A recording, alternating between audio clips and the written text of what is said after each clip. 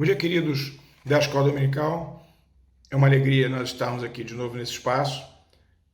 Nós estamos estudando a vida de Jesus e na última aula, dentro desse caminho de Jesus para consumar o seu ministério, nós estávamos estudando aqueles momentos que antecederam a prisão do Mestre.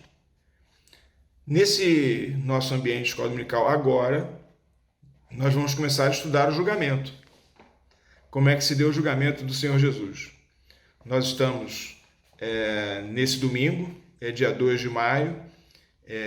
Enfim, se você vai assistir de manhã ou durante um outro momento, o importante é que você participe conosco da reflexão sobre a vida de Jesus nesse nosso ambiente de escola bíblica dominical. Muito bem. Eu queria rapidamente fazer uma observação preliminar.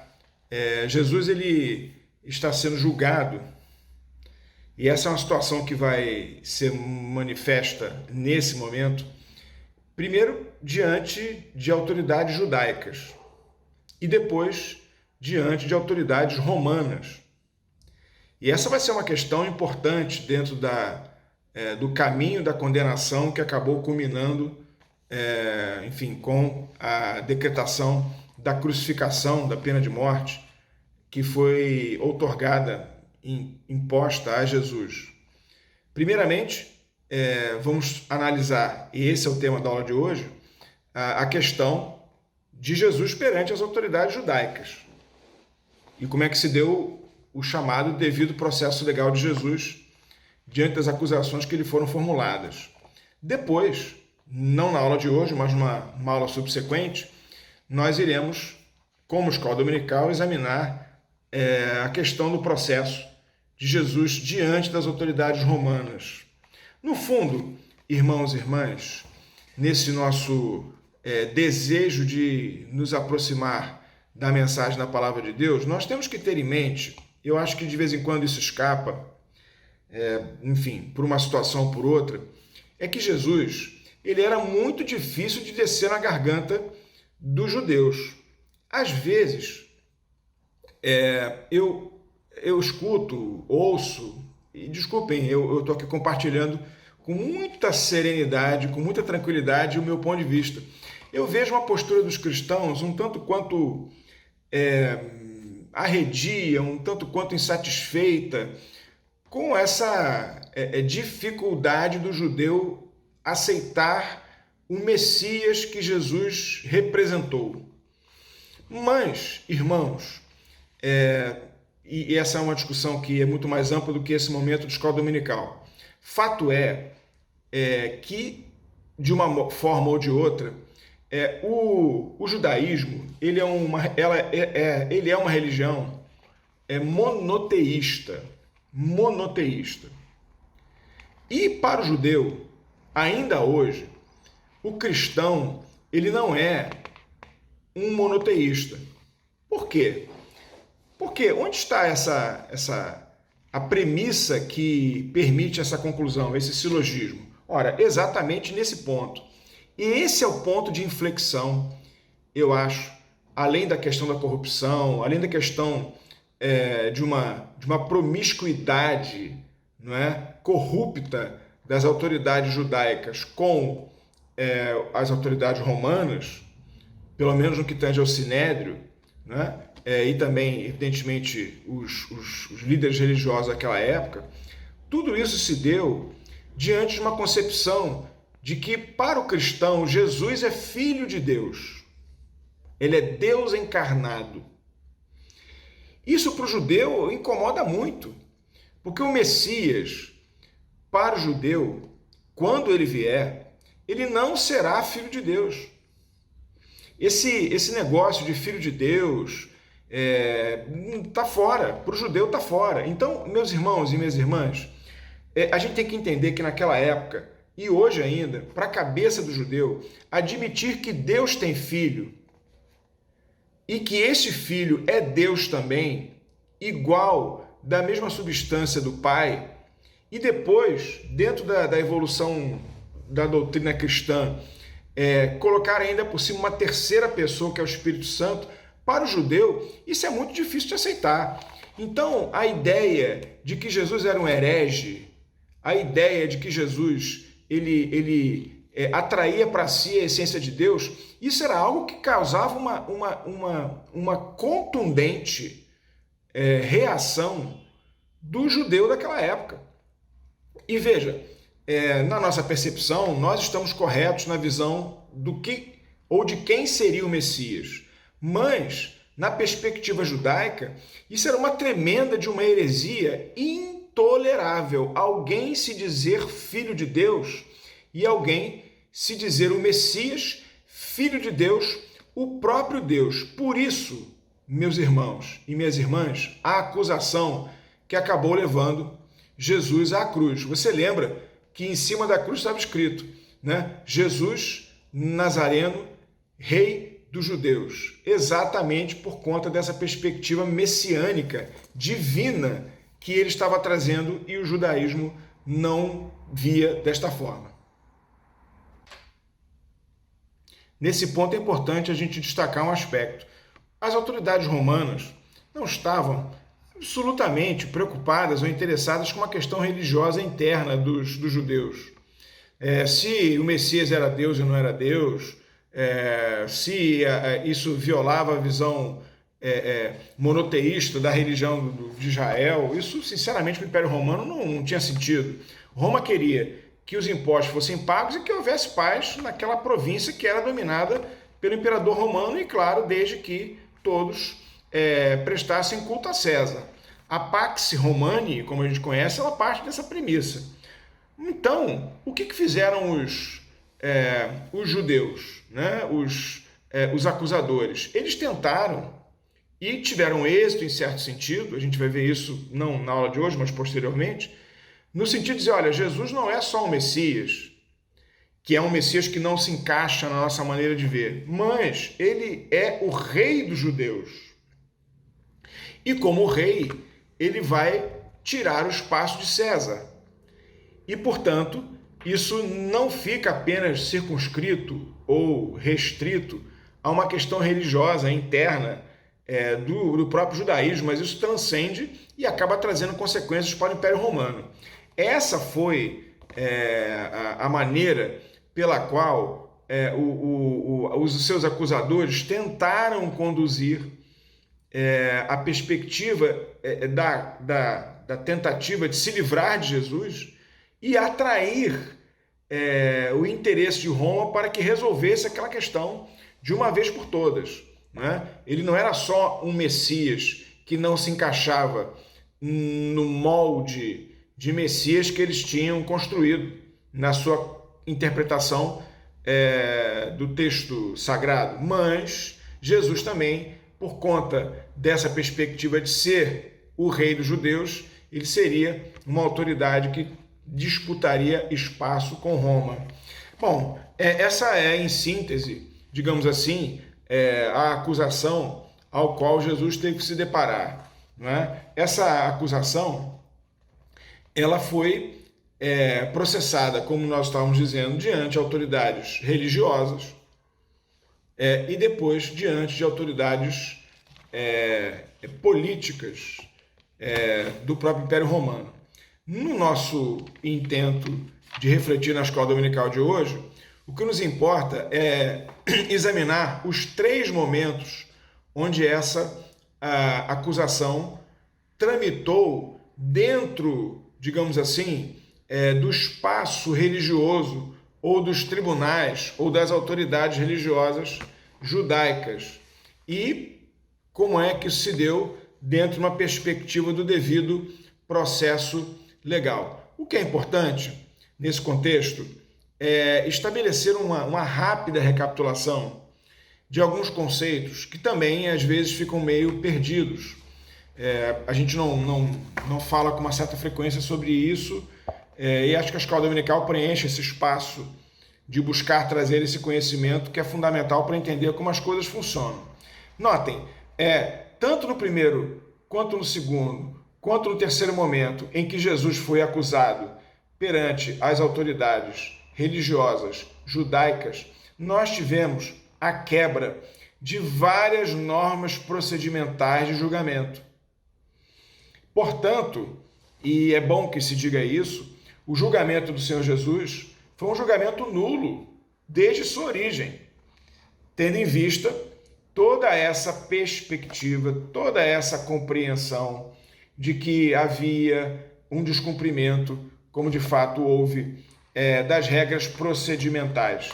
E nós vamos tentar, de alguma maneira, trazer essa compreensão, destacando alguns elementos que foram inobservados durante o devido processo legal de Jesus.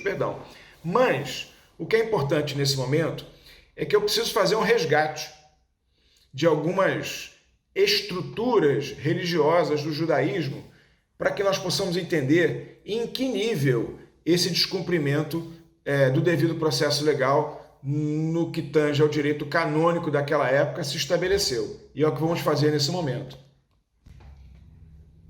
Em suma, irmãos, nós podemos dividir a estrutura de fé do judaísmo no que tange aos textos relevantes da seguinte maneira. Eles têm o que nós chamamos aqui no nosso mundo cristão de Antigo Testamento ou de Velho Testamento.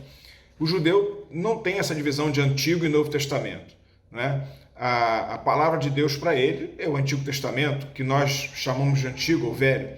Eles chamam lá de Taná, né? A Taná se divide em lei, profetas e escritos. Dentro da Taná, eles têm a Torá, que seriam os 5 livros de Moisés, né? Chamada de Torá. Mas também eles têm um outro livro chamado de Talmud, que vem do verbo talmid, que é aprender, ensinar, ensino, estudo, né? O Talmud, ele se divide em Mishnah e Gemará, se me faço bem entender. O Talmud, ele tem a Mishnah, que é a chamada lei oral. E eles têm a Gemará, que é, na verdade, um compilamento de vários ensinos rabínicos interpretativos da Mishnah e da Torá. Não sei se me fiz entender, mas a Mishnah, que é a lei oral, ela foi dada por Moisés a Josué, e Moisés recebeu a Mishnah, que é a lei oral, diretamente de Deus. Então, o que seria a Mishnah? Essa lei oral, que é uma interpretação da Torá, que são os 10 mandamentos, não é? E aí, nesse aspecto, uma observação tem que ser feita, né? O judeu chama de Torá os 5 livros do Pentateuco. Ele chama de Torá. Mas ele também chama de Torá os 10 mandamentos, o Decálogo. É como se nós tivéssemos uma Torá lato sensu, vou usar uma expressão jurídica, e uma Torá stricto sensu. A Torá lato sensu seria o Pentateuco, os 5 livros de Moisés, integrantes da Taná, que é o Antigo Testamento, né? Mas também o Talmud, ele tem a Mishnah. O que seria Mishnah? Seria e é a lei oral que foi passada por Deus para Moisés, fruto da interpretação da Torá no sentido dos 10 mandamentos. Ou seja, Deus teria dado para Moisés não somente os 10 mandamentos, como nós falamos no cristianismo, e ao tratar dos 10 mandamentos, Deus também passou para Moisés a interpretação dos 10 mandamentos, que seria a Mishnah.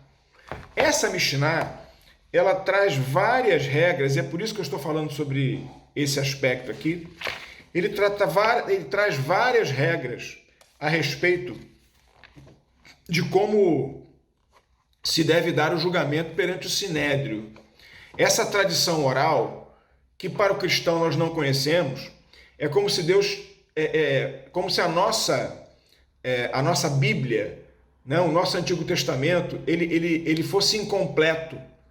Porque Deus deu a Torá escrita e Deus deu a Torá oral. O cristão só tem a Torá escrita, seja o Pentateuco, os 5 livros de Moisés, ou o Decálogo, os 10 mandamentos. Seriam categorizados como Torá escrita. A Mishnah é uma tradição chamada de Torá oral.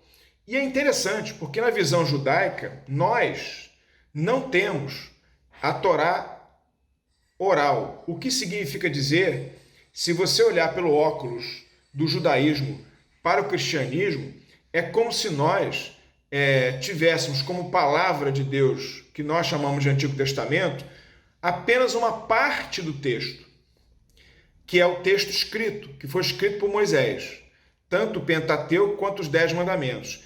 E a Torá oral, que Moisés recebeu de Deus, que seria a interpretação da Torá escrita, nós não temos. Né? É como se o cristianismo ele tivesse uma base nas escrituras sagradas menor, muito mais acanhada do que o texto que é disponível para o judeu. Porque para eles, a Mishnah, que é essa Torá oral que Deus recebeu, que Deus deu para Moisés e Moisés recebeu oralmente por Deus, ele traduziu também oralmente até que um dia ela foi registrada por escrito.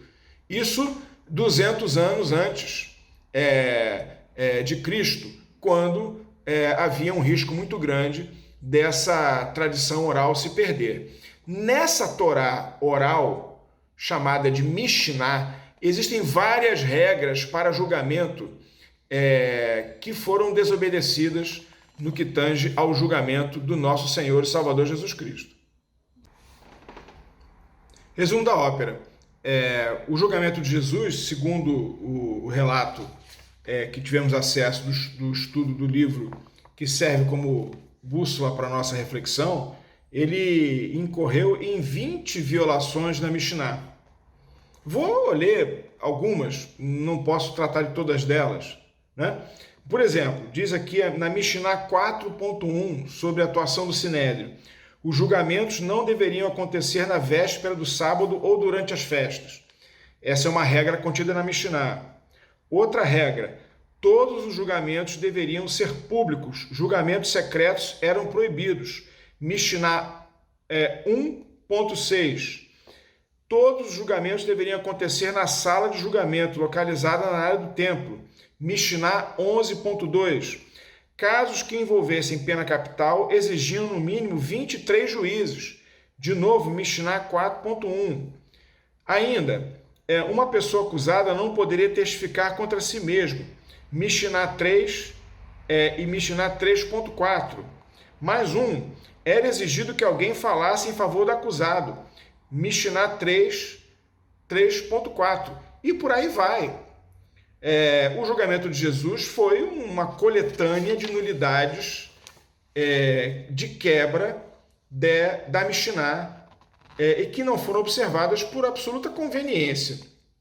Eu não vou poder ler todas as 20 colocações do autor do livro, que nós temos como referência aqui para preparo da escola dominical, mas o que se percebe do início ao fim é uma quebra do devido processo legal, do seu início ao fim, de acordo com as leis religiosas da época.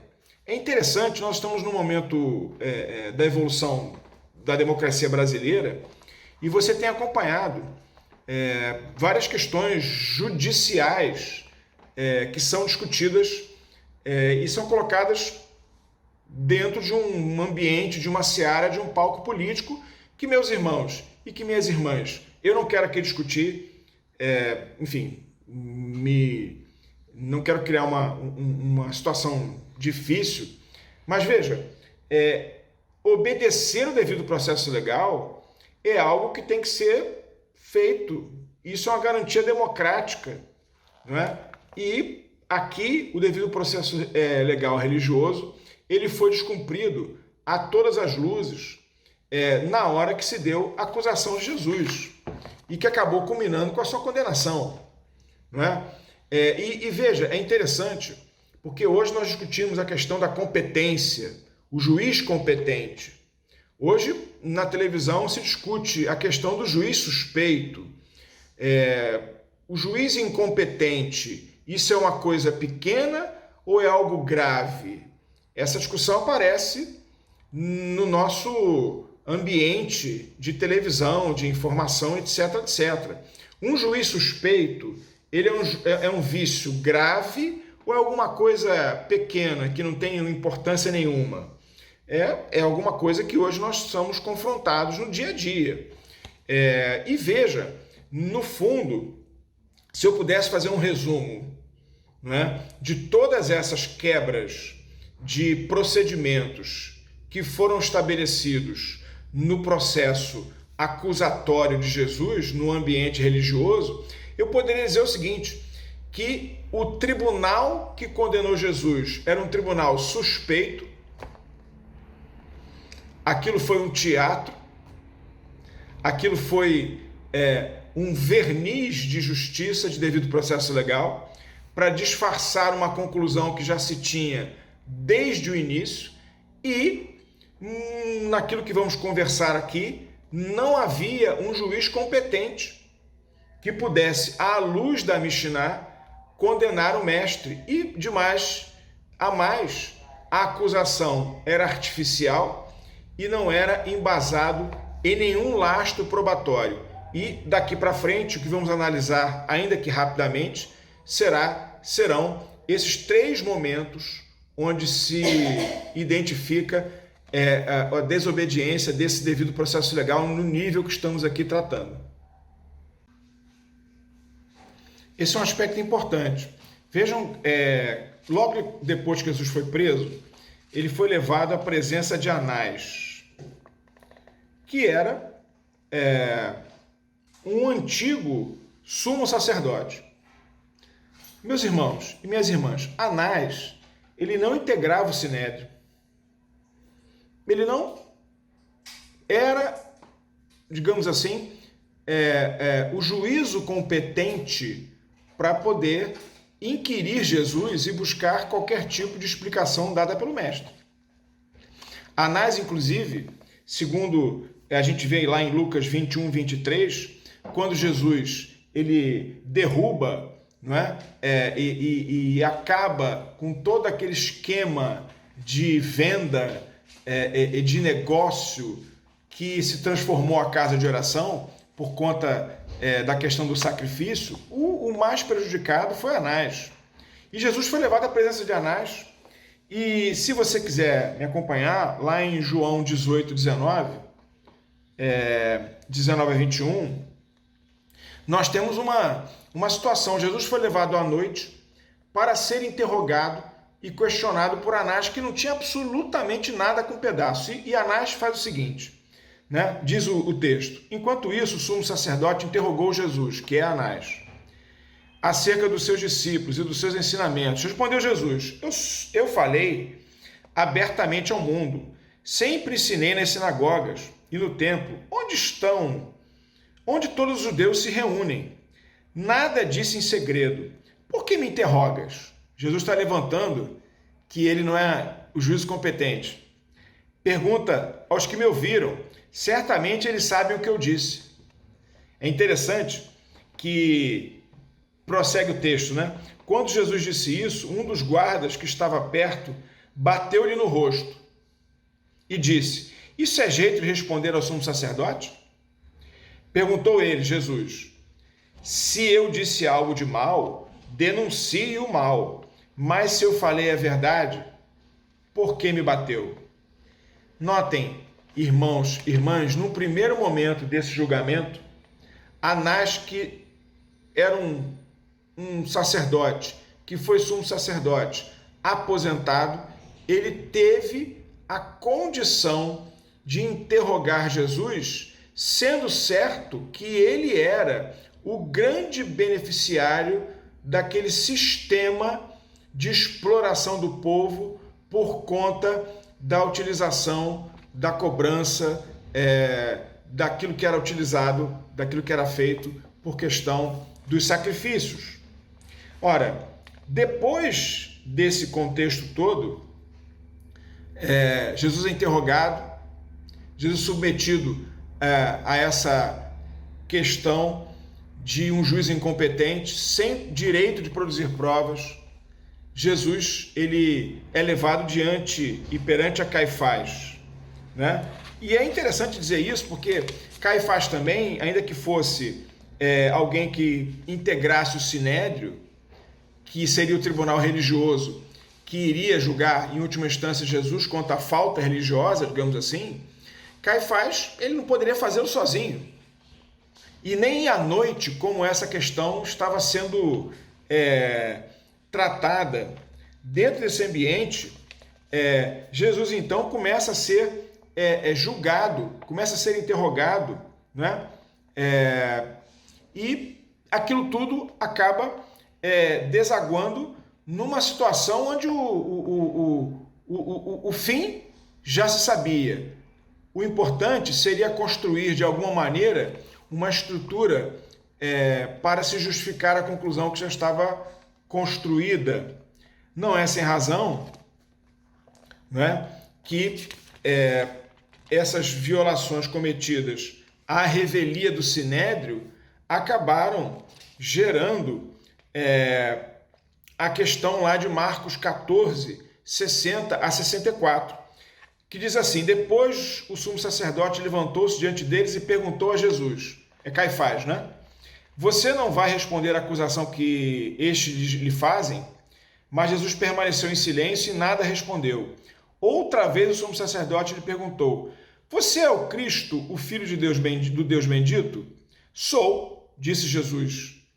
E vereis o Filho do Homem assentado à direita do Todo-Poderoso, vindo com as nuvens do céu. O sumo sacerdote rasgou as próprias vestes e perguntou: por que precisamos de mais testemunhas?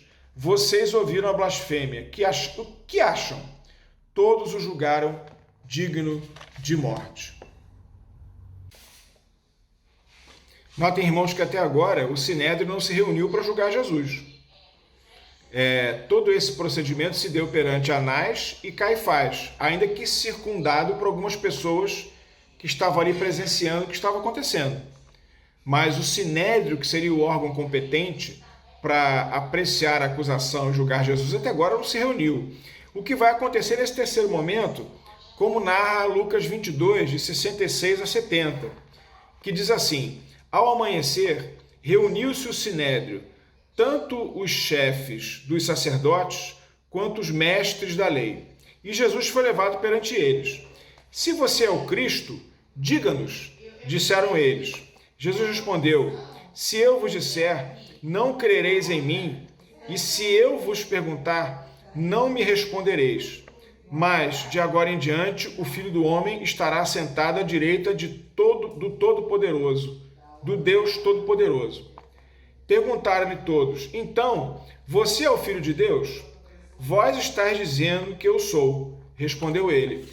E, meus irmãos, o julgamento começou quando, na verdade, o pacote já estava resolvido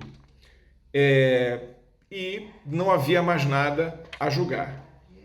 A quebra do devido processo legal, ela traz nefastas consequências diante de uma injusta condenação dentro do universo religioso. Mas a questão que nós ainda não fechamos é o seguinte: tá bom, Jesus foi tido como herege, ele foi tido como um falso Messias. Isso era um problema religioso dos judeus. Isso era um problema da religião de Israel. Como é que isso acabou levando Jesus para a cruz, condenado por uma autoridade romana? Essa é uma pergunta e essa é uma questão que você vai ter a resposta na próxima aula da Escola Dominical. Se eu fosse você, eu não faltaria. No julgamento religioso, terminou desta forma. Como é que foi o julgamento perante as autoridades políticas dominadoras daquela época? É o tema da próxima aula de domingo que vem. Espero que essa conversa que nós tivemos hoje possa ter te ajudado, possa ter esclarecido a sua compreensão quanto a esses fatos. Que Deus te abençoe, meu querido irmão e minha querida irmã.